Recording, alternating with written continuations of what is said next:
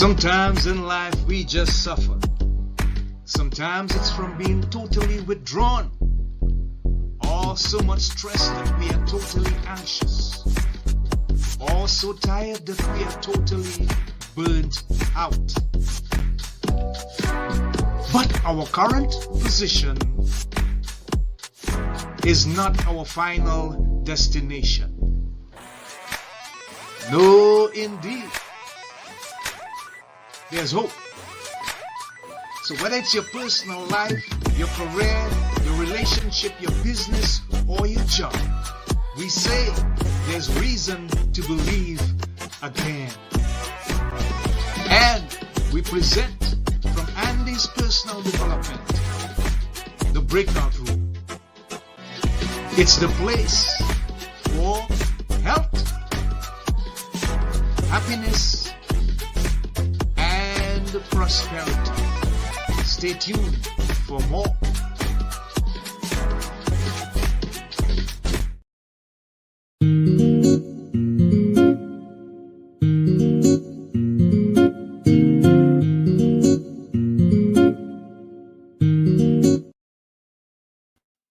Hi, and welcome to this episode of The Breakout Room.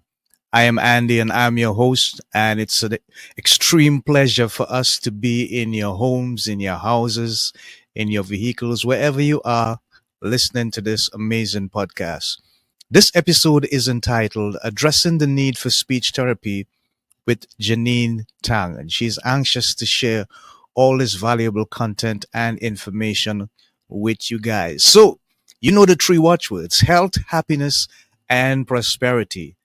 Today, we're going to focus on health and happiness. And if you have both of them, it could sometimes lead to some level of prosperity. So, now let's introduce our guest. Jeaneen Tang is a speech language pathologist with over 20 years of experience working with early intervention, that is 0 to 3 years old, to the elderly. She specializes in early language development and has a passion for training parents, caregivers, and other educators on how to best to address the needs of young children with learning to understand and express themselves. Her goal is to shake up how we approach language development and to decrease the number of children need speech therapy. She says she's not just a speech language pathologist, but also a mother of a special needs son, Chi. So, without further ado, let's welcome this amazing guest for this amazing episode, live in the breakout room, Jeaneen Tang. Aloha, Jeaneen. Aloha, Andy. Welcome, and we are glad to have you. We appreciate you, and we hope you enjoy your stay with us. Thank you for having me. Wonderful, wonderful. So, first of all, could you give us a bit of a background with regards to how you could probably recall some of the earlier years of your childhood when you were growing up as a young lady, and maybe in a way how it impacted what you are currently doing today? Share with us, please. Absolutely. So I remember being 8 years old, and my Ah, grandfather was very sick, and he ended up passing away. And mm, at the time, I felt very helpless. You know, you wow. want to help to take care of your grandparents, but he wasn't able to walk on his own, take care of himself. And being only 8 years old, I couldn't do that, for him.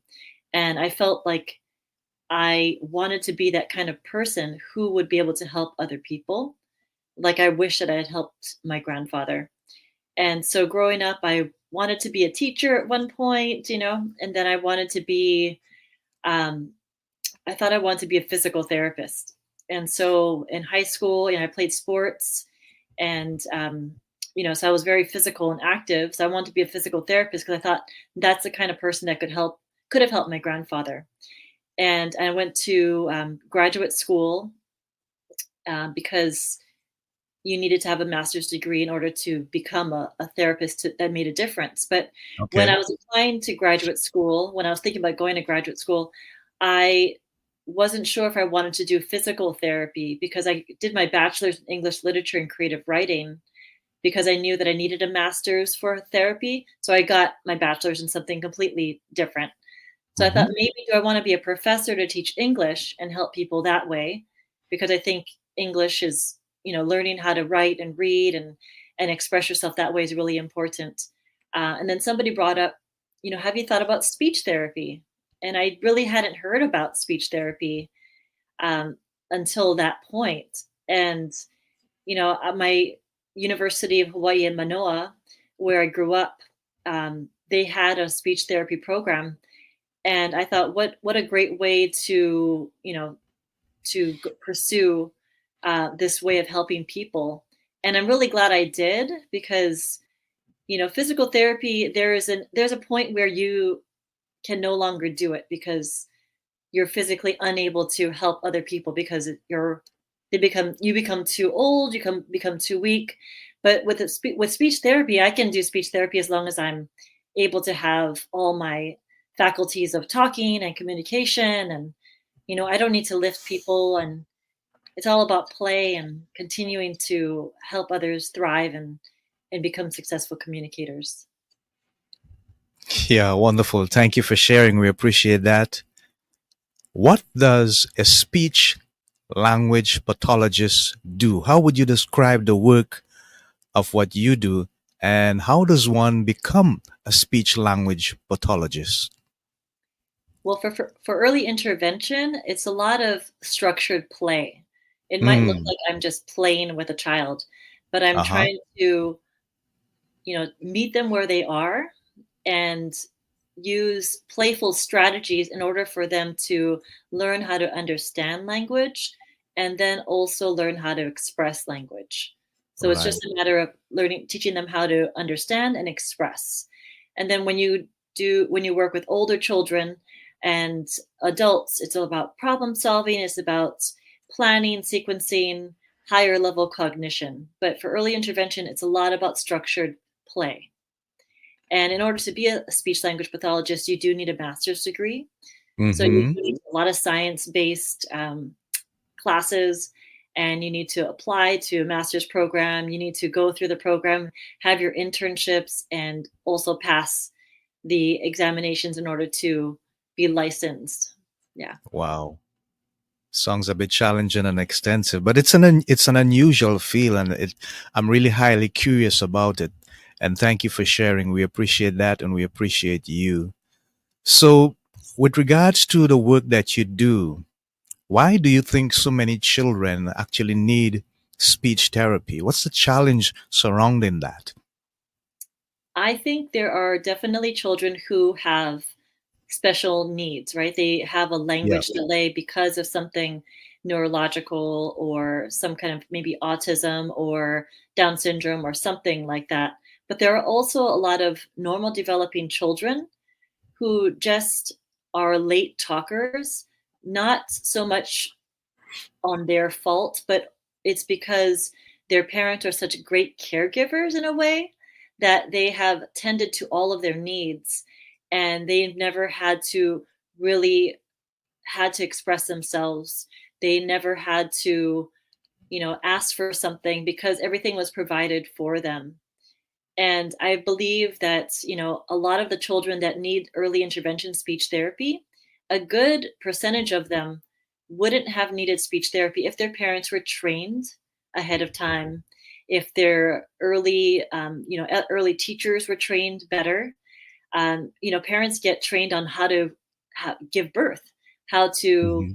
take care of the baby, how to change the baby, from their clothes and diapers and feed the baby.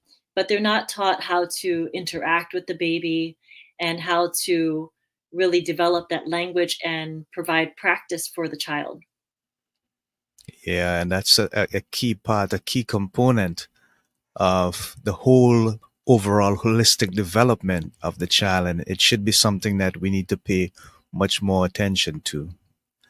who are the most influential people in your field? Because it is so rare, so unusual to me. It's like first time actually, and I'm thinking about several fields where you hear about certain doctors, certain names that pop out of your head. But with regards to what you do, who are the most influential people in your field of service? Directly to me, I think the most influential was my mentor. When I Uh huh. finished graduate school and got my first job in the school district in Hawaii, I had an amazing mentor, and I Mm-hmm. would literally call her every day. Her name is Kathy Mayamori, and Yeah. she's now retired. She's retired from the school district, but now she's on faculty at the university part time. And I don't know personally any big name speech therapists, but the ones she is definitely someone who I learned in the trenches how to work with kids, how to deal with parents, how to work, develop really good goals, how to implement those goals. And I think, you know, big names are not who you learn directly from. It's the person who you work every day with that you admire so Wow. much for their achievements. Yeah. Wonderful. Thank you, Janine. With regards to your personal challenges, with Chi, for example, how old is he now? My son is 11 years old and he's going to be 12 11. in October. Yeah. Wonderful. How much of a part, and I know it probably would have been special, that your specialist area or your area of expertise help you to be so much more competent as a mother to Chi? Yes. So, Che was a normal developing child until 13 months old, where he had an unfortunate fall off our bed. And Yeah. even though it was only 18 inches off the ground, it was the perfect fall to create a very large a brain bleed in his head. And he had to have an emergency craniotomy. And a few days later, he had a stroke. So Mm. from 13 months on, our world changed. And I think he's very fortunate. And I'm very fortunate that I am a speech therapist because every interaction I have with him, I'm using the strategies I know as a speech therapist to build his language, to build his understanding, to build his, cognition and problem solving and his ability to have conversations with people. And I used to get asked, do you do speech therapy with your son? And I go, every day, whether he knows it or not, or whether I know it or not. I can't not be a speech therapist.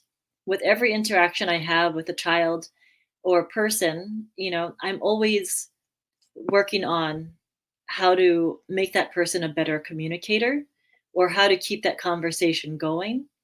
And I think I'm very fortunate that I'm a speech therapist, and it's come a long way for him. He's doing very well. He still has some physical challenges, but he's just the sweetest little boy. And Yeah, wonderful. I saw some videos with him playing basketball and running up a hill and stuff. Wonderful. It's wonderful pictures. So thank you for sharing. Let's look at the book for a moment. And I want to put up on screen here, if I can share. Let me see if I can find it for us so you can have a look. Of course, you're very familiar with this, yes. but where did you get the title Play Dumb and Sabotage? How did that title came about? So play dumb and sabotage. I've been using that term for so many years Uh-huh. since I first started doing speech therapy in the schools, because kids, they want to be smarter than you, right? And sometimes when you're playing dumb, so I might ask a kid like, "Oh, does a dog go meow?" So they Mhm. go, "No, that's wrong." Or Yeah.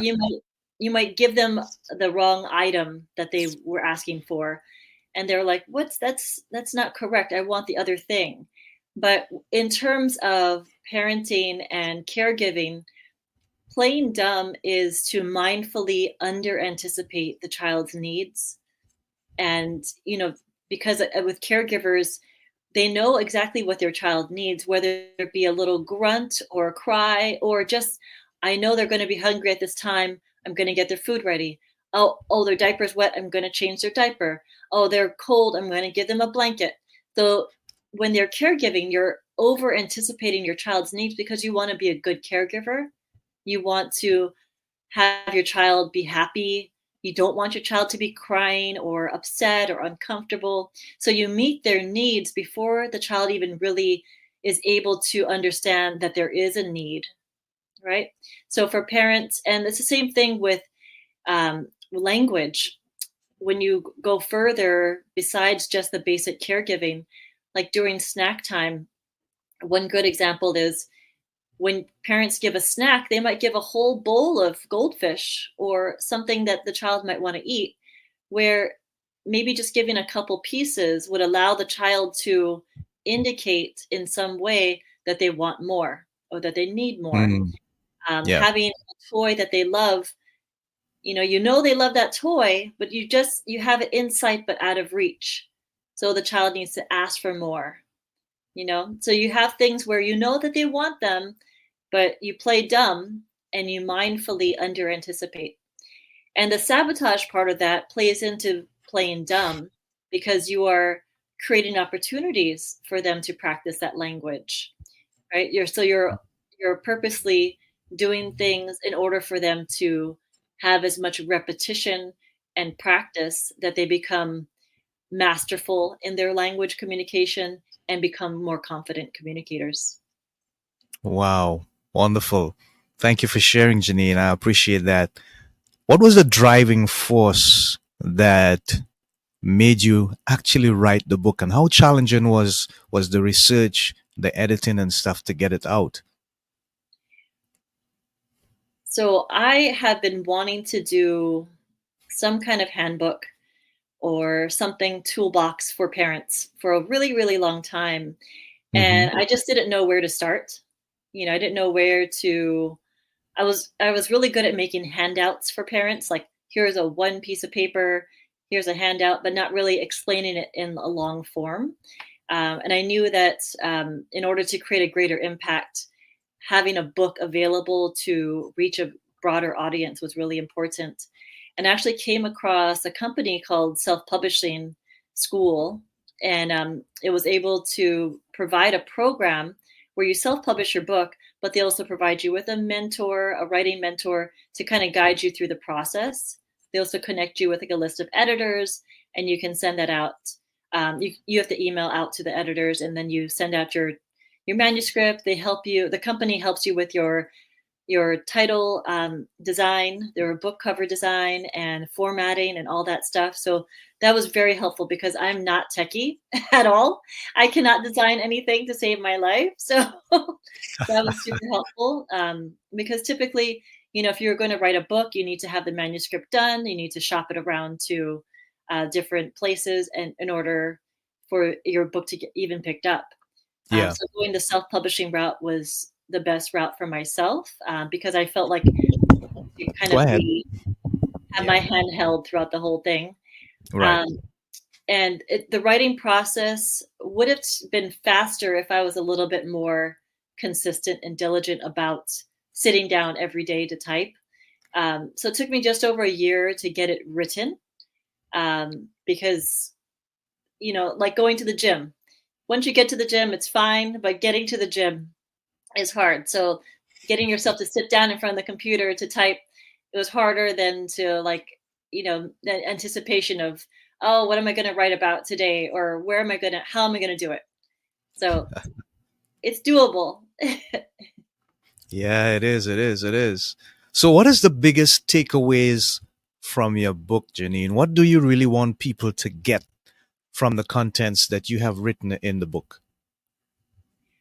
The biggest overall theme is to be able to have the child practice language and how Yeah. the parents and teachers help to shape that we Okay. create these opportunities for them to practice. And one of the biggest lessons in the book is, you are a good caregiver, a good caregiver, parent, or educator by Hmm. knowing, anticipating.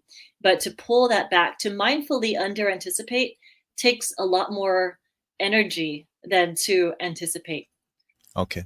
and Yeah. when you ask a child questions, don't ask a yes no question unless you're ready to honor that no. So I'm not sure if Mm. you have kids or not, but when you ask a child, "Are you ready to have dinner? Are you ready to clean up? Are you ready to do this or that? Or can you do this?" If they say no, you got to honor that, right? So to get away from that, you offer choices. We're going to eat a snack. Would you like to have an apple or orange? We're going to get dressed. Do you want to wear the green shirt or blue shirt? We're going to get ready for bed. Do you want to brush your teeth first or do you want to read a book first? You offer choices and also provide that vocabulary. So I like to hold things about shoulder width apart so they can see the items and hear the vocabulary. And then even if they're not verbal, they might look at whatever they want and you can fill in those words. Yeah. Wonderful. You provide training for caregivers and for parents. How challenging is it for you to have them change their mindset or their methods, the way that they are accustomed to doing things, whether it's culturally or otherwise, and to go on to a part where you know from a professional and a practical example is the better way for them to deal with the challenges of what you are the expert in. Yes. With parents, there is such a wide range of receptiveness to Yeah, speech therapy, right? yeah. Some parents, right off the bat, they're like, teach me everything that I need to know and I will implement it. And then there are those parents who, they're kind of the parents who are in denial at first. They're like, no, Mm, everything's fine with my child. It's fine. mm, Nothing's wrong. They'll be yeah. fine. And then time goes on. And, with early intervention, they get their services until they're 3 years old. So some of those parents are the ones who waited till they're 2 years old to get tested, two and a half sometimes.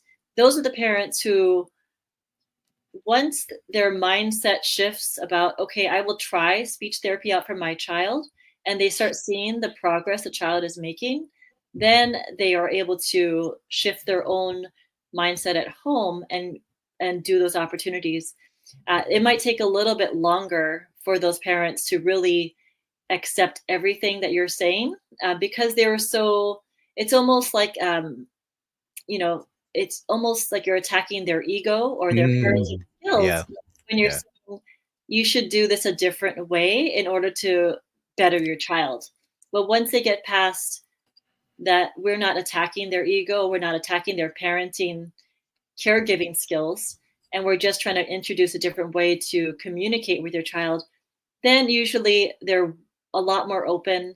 And I haven't had parents who were completely, you know, not accepting anything I say. It just takes a while That's sometimes. yeah, that's good. That's good. Thank you for sharing, Janine.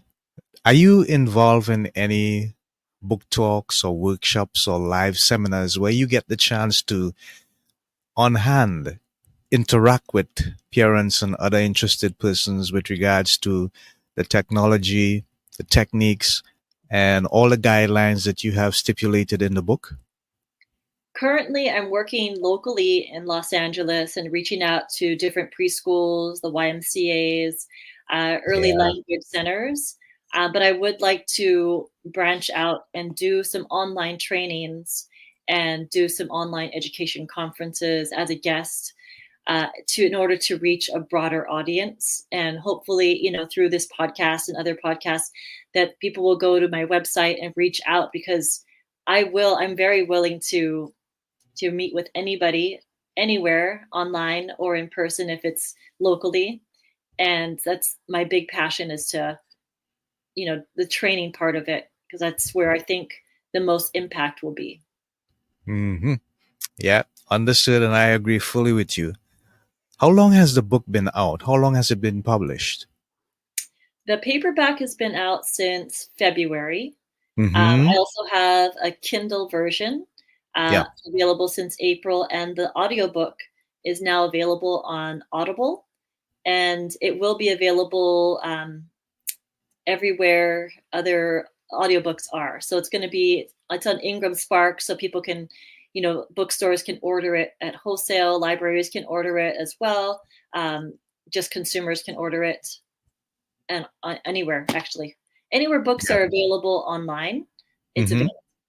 All right. So, what kind of response have you gotten so far from persons who have actually read the book?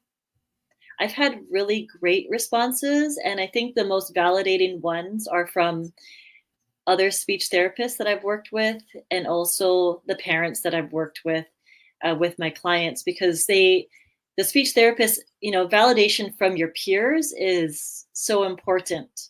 You Yeah. know, my mentor was saying every new speech therapist needs to read this book, and I think that's where I want everything, to go towards. All the new speech therapists, new parents, um, any caregiver, any teacher would be, I want to have all my friends who are having children right now. I am giving them my book as a baby shower gift. I'm saying this is your parenting before you have your child. So Yeah. That's really nice of you, Janine. Thank you for sharing. We appreciate that, and we appreciate you.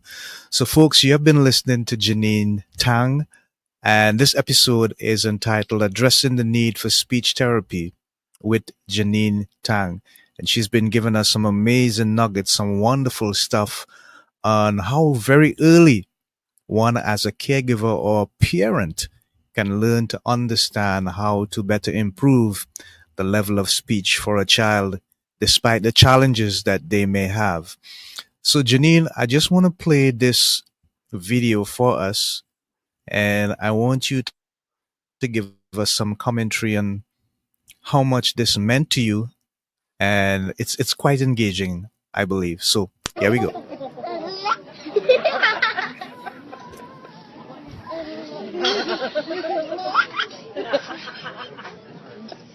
he discovers like a news town every week. Oh my goodness. Oh my god, what is that? Are you laughing? That's crazy.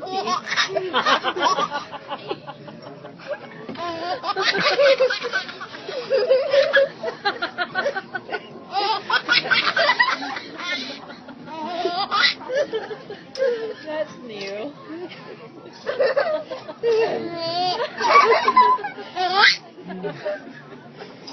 Oh goodness. Wow. How old was he then? And I'm sure that brings back fond memories to you. How Yeah, old he was was he just then? 5.5 months old, and he was sitting on my mother's Wow. lap. And I'm from Hawaii originally, but we live in Los Angeles, and that was our Uh huh. first trip back to Hawaii since he was All born. right. And so Right. that was the first time, him meeting my mom. And my mom is so good um, about interacting with kids, and he just really took to her. And you know I learned everything that I do with playing with kids. I Uh learned it huh. really from my mom, because she's Wow. always like, we go to a store and she sees a baby and she can't help but get in that baby's face and play with the baby and let the baby hold her finger and laugh at the baby. And that little interaction, that was his first time laughing. Yeah. It was great to get it on camera. And Yeah. the quality is not that good because it was a long time ago, but Uh huh. um, yeah, he had the best laugh. He just could not stop laughing, and with him laughing was making us laugh, and that also became a back and forth. It's almost like this conversation of laughter. Does that make sense? Yeah. It's catching.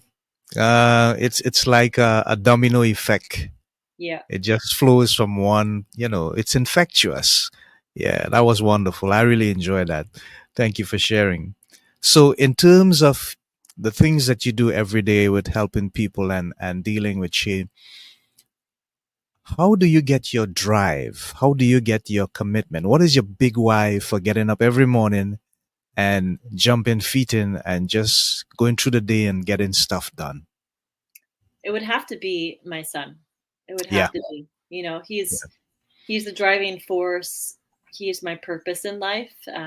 You know, I want to be the best person I can be, so he can be the best person that he can be.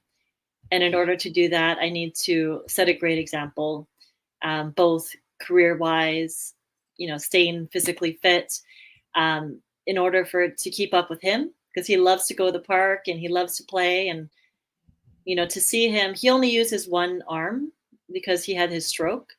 So he only uses his left hand and arm, and he still has some balance problems with his right leg. But he can do taekwondo. He's, a great basketball player for with his disability. He can shoot a regular basketball in a regular basketball net height, which is Hmm. amazing and Yeah. inspiring because, he doesn't give up. He's never given up, Mm. and I can't give up because I need to be an example for him. Yeah, and I'm sure he got that never give up spirit from his mom, right? And his dad. And that, okay, great. Wonderful. I'm thinking about the challenges that so many parents have with children. And there is autism, and there are other challenges that people are faced with children. Some naturally have some speech problems for whatever reasons. But is there a difference between the challenges in terms of the treatment or the method that you would use? For example, would someone who has autism be treated differently with regards to the speech therapy than someone who is just struggling from whatever ailment or challenge it might be other than autism? Yes, definitely there Uh-huh. is another level of expertise Hmm. that is needed. Uh-huh. Uh, you know, with autism, it's a spectrum disorder as well, right? So there are children Yeah. who uh, might just need some social skills training in order to interact with peers and to relate to other people. And then there's also the other side of the spectrum who, kids are nonverbal. They might never actually speak. They might not. They might never have functional language. But you want to be able to find the best way that they can possibly communicate. And then also you need to train the parents on how to do that, train the teachers on how to do that as well. So people ask me if I'm afraid of losing a job, right? They're like, well, if you write this book and it creates this great movement of speech therapy by parents and everything, aren't you afraid that you'll be out of a job? And I go, no, because there are always going to be individuals that need speech therapy, and I would like, to decrease the number of children that need speech therapy by helping others. But there will always be a need for, experts in speech language pathology to treat those more severe, moderate and severe children who um, aren't able to communicate because of something with autism or Down syndrome or cerebral palsy or whatever is impacting their language development. Mm. Yeah, interesting. Interesting indeed. What about adults who have had a stroke or maybe a high fever or some illness that has left them incapacitated or partially incapacitated with regards to speech? What kind of treatment is there available for them? Yes, definitely. We do. I work, what I like to do, I love working with adults and I like working with children. So I work part time in two different populations, Okay, and yeah. like, I love both.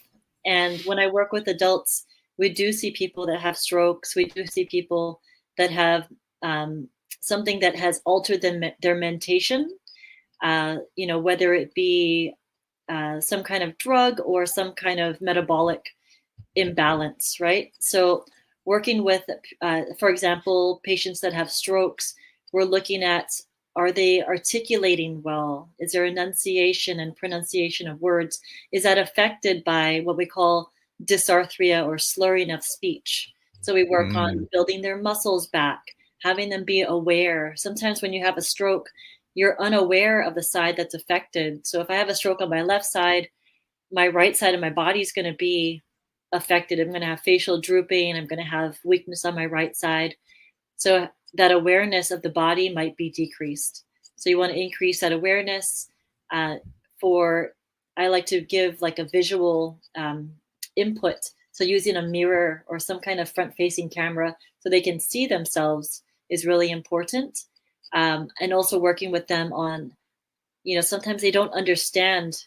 When you have a stroke, you can have difficulty understanding language. You can also have a difficulty expressing language, or you can have a difficulty with both. It's called Yeah. like a global stroke. And Yeah. so finding a way for them to understand what you're talking about, whether it be using flashcards or actual items to ask them questions. Like you might have two things on a table and say, which one is the fork? And they have to point out which one is a fork, because sometimes you lose that ability to understand even the simplest things we take for granted now. And then also expression. They might have to use either pictures to point to. They might have to use an iPad that can talk for them. They might have to speak in single words, or sometimes we have them sing, because if the language part of their brain is on the left and the right side of the brain is where music is, if you blend them together, sometimes they might not be able to say a sentence fluently, but they might be able to sing a sentence fluently. Wow. Have you had the experience of dealing with someone who is legally blind, and because of that impediment, they have problems with formulating words and understanding visualization because obviously legally they can't see? Have you had the opportunity or the privilege, I should say, of dealing with someone from that perspective and having to help them with their speech therapy challenges? I personally have not had to work with anybody who was born legally Yeah. blind. Yeah. I've had patients who became legally blind, Mm. and they needed to, they might also have had a stroke or other impairment, Hmm. but they already had kind of a foundation of visually what things look like and how to describe things and what the textures of things, say you're having them touch something to describe it or figure out what it is. They kind of already had that. So I know I have not had the honor of working Experience. with somebody with a severe congenital visual impairment. Yeah. Maybe one day I will. That'd be maybe. Yeah, maybe. With regards to the treatment that you do, is there a role for, let's say, physical therapy, dieting, and supplements? In what I do. Yeah, I don't yeah. really. That I would probably defer to a Mm-hmm. physical therapist or a dietitian. Oh, okay. When we work in the hospitals, I might consult with the physical therapist to see, or the occupational therapist to see how the patient is attending, how are they able to follow directions, how are they, um, able to interact in their therapy sessions. With dietary, because a lot of the patients in the hospitals are adults with swallowing difficulties. And in the hospital, we actually work with swallowing. We do swallow evaluations. So sometimes we will definitely have to work with the dietitians to adjust the texture of foods. So when you think about it, we're born into this world not being able to eat solid foods, right? We have to have puree foods, and then we move on to solid foods, and then so forth. And if you are naturally going through this world, you're going to eventually not be able to eat solid foods again, because maybe you don't have any teeth, or maybe you're having problems with chewing because you don't have strong muscles. and then eventually you need to go back down to puree food. So adjusting the diet, the texture of the food is important, and also adjusting the thickness of liquids. So I'm not sure if you've ever had experience with somebody who's had a stroke or somebody that's older that starts choking on liquids regularly. Mhm. Yeah, yeah, yeah. Yes. I've seen it happen to several people, and it's very uncomfortable to have that experience. I can only imagine.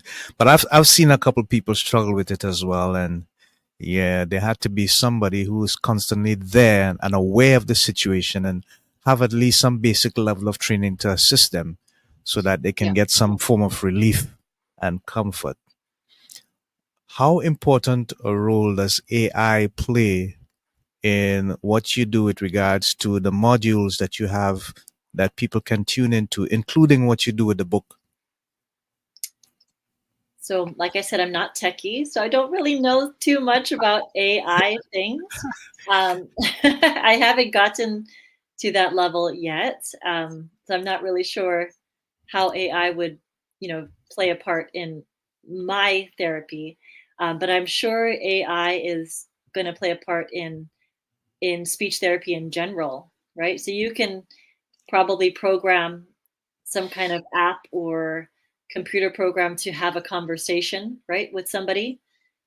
So in social skills training, you might say, you know, have the AI respond to the child or person as if it was an actual person. So, you can have a back and forth conversation with a AI or I something. get it. Yeah. Yeah, I get it. I get it. Okay, wonderful. So we have been in the company of Jeaneen Tang, addressing the need for speech therapy. We're going to break for a short commercial break as we come to the end of this episode. The commercial that you're going to see is from fineradioguest.com, and I really want to thank them for supporting me in my efforts to keep this podcast alive. They give me free bumps ever so often on my profile, and it's a wonderful thing. So, we thank you so much for your continued support. Continue to give us some reviews. Go on Apple, go on Spotify, give us some reviews, give us some ratings, and let us know that you also want to subscribe and follow our podcast. So let's have this short break from liveradioguest.com, and be right back with Jeaneen to wrap up. Stand by. FindRadioGuest.com, the place to click to find guests to interview for free. And if you're a radio show booker, podcaster, talk show host, or television producer, then this is the place to get podcasts and radio interviews or promote your books and products as a guest expert sponsor. FindRadioGuest.com. Check it out. Thank you, FindRadioGuest.com, for your continued support and your commitment, making it possible for many to have themselves viewed around the world with regards to their podcasting services and their book services, authors, writers, you name it. Helping our profiles to be there online with bumps ever so often. Thank you so much. So, Jeaneen, what does the future hold for you with regards to the work that you're doing and your amazing son, Che? So I would like to, move forward and start some online trainings so I can create a greater outreach. Yeah. Getting my book into the hands of as many people as possible to get the word out there is amazing. And then, for Che, he's going to be starting middle school in just Ah, like a couple weeks, and so that's going to be a big challenge for us, to have him meet new friends and to just continue his education and his journey to be the most amazing person he could possibly be. yeah. It's going to work out. It's going to be all right. I know it will be. So I'm putting up some stuff there on the screen, but you can tell us and the audience how they can make contact with you if they need your expertise and how they can get the book. I know Amazon is one place as well. Yeah. So you can go to my website. It's playdumbandsabotage.com. And from there, my book is on there. A link for my book is on there. And you could also reach out to me on the Instagram link, which is Play Dumb and Sabotage or JT808. And I'm also on LinkedIn at Jeaneen Tang. Wonderful. Thank you for sharing. So there you have it, folks. We have been live in the breakout room for the past 45 minutes or so with Jeaneen Tang addressing the need for speech therapy. Remember, we stand for health, happiness, and prosperity on this podcast. Until next time, this is Andy of Andy's Personal Development together with our guest, Jeaneen Tang, saying so long. Thank you for your continued support and your commitment. Please subscribe or like us and do your rating and your review on Apple and Spotify. God bless. Godspeed. Aloha. Shalom. Hello. Aloha. Shalom. Namaste. Bye for now, Thank you. guys. Wonderful.